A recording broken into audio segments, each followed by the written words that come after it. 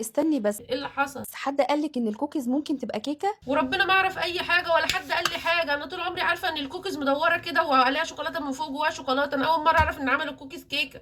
دي جديده دي بالنسبه لي. عملوها ازاي بقى؟ قولي لي. سهله وبسيطه جدا وبدون ادوات، يعني اضمن لك نجاحها من اول مره. يا مسهل مش هنقاطع، انزلي بالمقادير. انا ما عنديش سكر بني، هستخدم السكر الابيض. وانا كمان ما عنديش سكر بني. نحط سكر ابيض، ايه المشكله؟ تعمل بكوبايه من السكر، انا هحط نص كوبايه بس. والله انت مية مية موفره.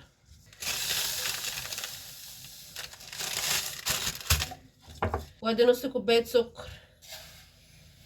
بحط عليه معلقه من العسل الاسود برطمان العسل اهو. استنوا بقى اما اشوف حد يفتحهولي. اصبروا اهو. الحمد لله اتفتح اهو. اتفتح اهو. اهي معلقه للسكر ومعلقه ليا. طعمه جميل. اهو. اعمل ايه؟ كده حولت السكر الابيض لبديل السكر البني. حاسه انه عايز شويه كمان. بقى سكر بني اهو.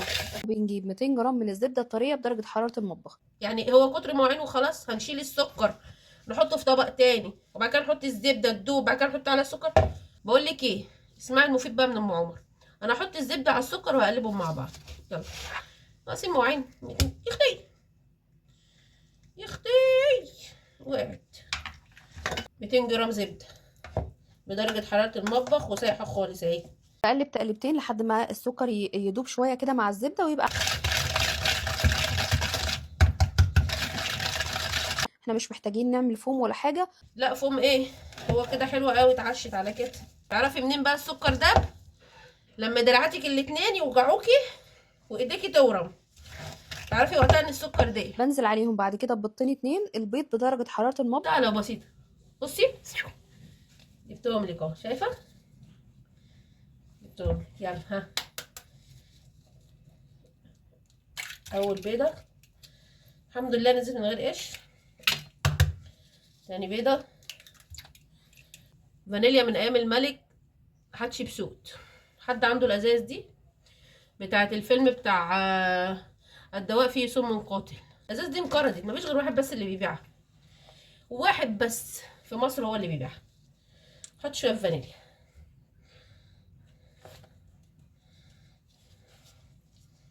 عايزه اقول لكم ان الفانيليا بتاعته رهيبه.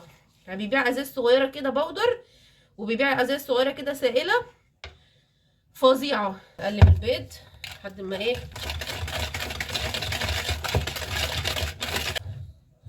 ها اعمل ايه بعد كده؟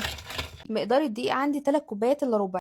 3 كوبايات الا ربع؟ لا انت عارفه خالتك ام عمر بتحب تحط بالبركه. طبق دقيق اهو مستلفاه من سلفتي عشان قلت ايه دلعينها فيه. ما عندناش غيرهم.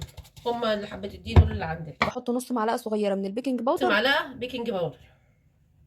ونص معلقه صغيره من البيكنج صودا. ما عنديش بيكنج صودا. اعمل ايه؟ البيكنج صودا برضو زي البيكنج باودر هنحط نص معلقه كمان كانها بيكنج صودا. خلاص وادي نص بيكنج صودا. ننزل عليهم بنطره ملح زي حبيبه بقى والباقي نرميه في الحوض. بقلب بالمعلقه والسباتيول كده لحد ما الدقيق يختفي. ونقلب. احنا العيب في الجوانتي هو اللي بيلزق. بصوا بيلزق وبيجيب لي شلل في صوابع. بصوا شوفوا الصباع عامل ازاي بيطلع. ضفت عليها كوبايه الا ربع من الشوكليت شيبس عندي شويه باقيين من الكيكه اللي عملتها من كام يوم. روحي شوفيها على الصفحه. كفايه كفايه. طيب شويه كده من شوكليت كوين. الكبيره دي ما عنديش منها. ما عنديش منها. عندي من دي. اقطع من دي شويه. اصبري. انا ما عنديش اللي هي حطاها دي. اجيبها منين؟ يلا الجيش قال اتصرفوا. اهي نزل بيها اهي. اهي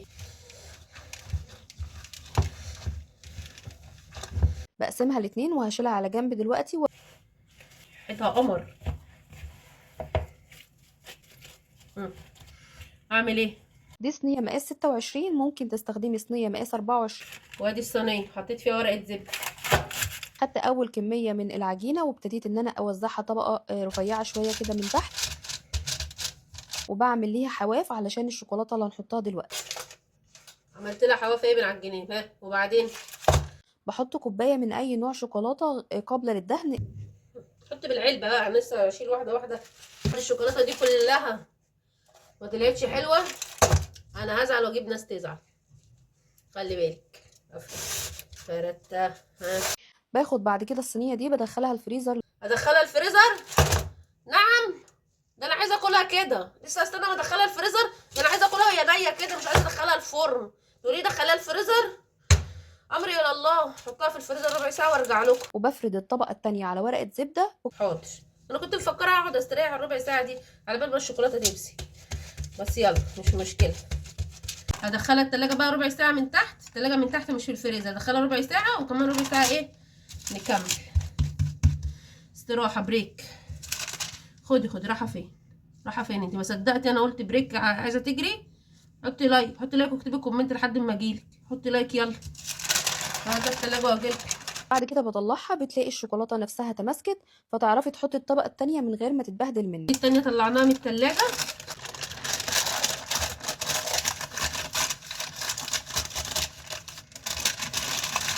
شوفي الورقة بتطلع بسهولة ازاي. فيري جود. ظبط بقى الحواف بتاعتها كده حلو، عشان ايه؟ لو الحواف فضلت كده على الجنب واقفة هتنشف كده. بسم الله ما شاء الله، جميله قوي شكلها، تحفه تحفه تحفه. انا عايزه اكلها وهي نيه كده، مش مستنيه ان هي تدخل الفرن وتطلع. خليها الفرن على درجه حراره 180. الرف اللي في النص هتاخد من 18 ل 20 دقيقه، وطبعا الفرن تكوني مسخناه قبليها بربع ساعه. بس من قبل ما ادخلها كده انا متحمسه جدا جدا جدا. حطي لايك للفيديو واكتبي لي كومنت حلو لحد ما ارجع لك. بطلعها بسيبها تبرد اقل حاجه نص ساعه، وبقدمها وبألف هنا. جاهزين؟ جاهزين؟ اللهم صل على سيدنا النبي صلى الله عليه وسلم. بسم الله ما شاء الله. شايفين الجمال؟ شايفين الحلويات؟ بسم الله. بسم الله اللهم بارك. بصوا، الله الله الله الله الله. قوام بتاعها طفولي، تحفة تحفة تحفة تحفة. شايفين؟ الله اللهم بارك. شايفين عاملة ازاي؟ بسبوسة بسبوسة. بسم الله الرحمن الرحيم.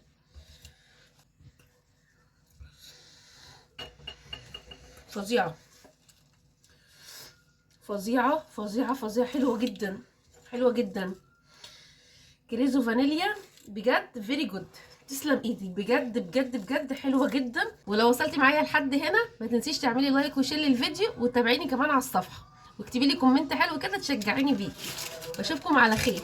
اروح بقى اكل الحلويات دي. باي باي.